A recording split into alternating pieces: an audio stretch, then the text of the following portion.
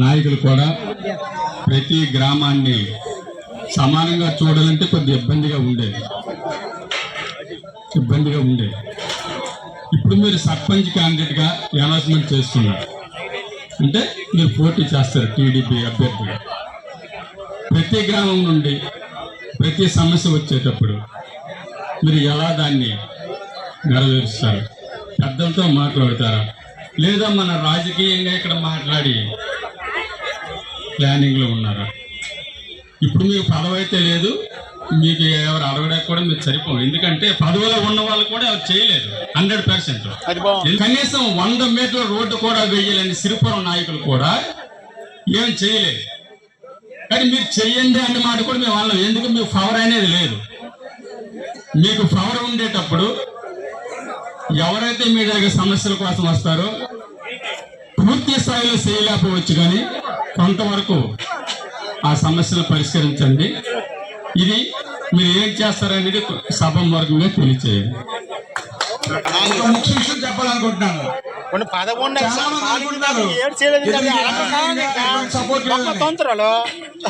నాకైతే కొల్లప్పలేడు గారి పూర్తి ఆశీస్సులు నాకున్నాయి.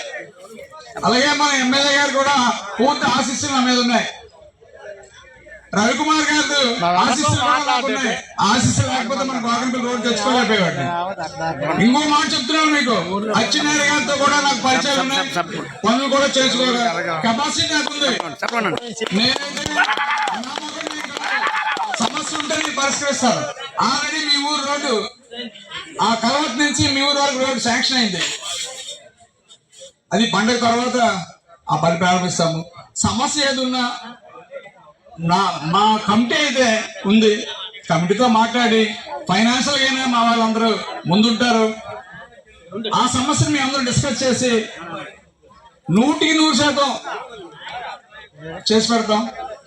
మీరు కోరేటట్టు నాకు పదవి లేదు, అధికారం లేదు. ఒక అవకాశం మీరు ఇవ్వండి, నాతో పనులు చేయించుకోండి. నేను మీ సేవకుడిగా ఉంటాను. నేనేదో అధికారం గురించి ఆర్భాటం పడట్లేదు. మీ సర్వీస్, మీ సేవ చేయాలని ఆలోచనతో నేను నన్ను ఉపయోగించుకోండి. మీ సేవ చేయించుకోండి. నాకు ఒక అవకాశం మీరు ఇవ్వండి.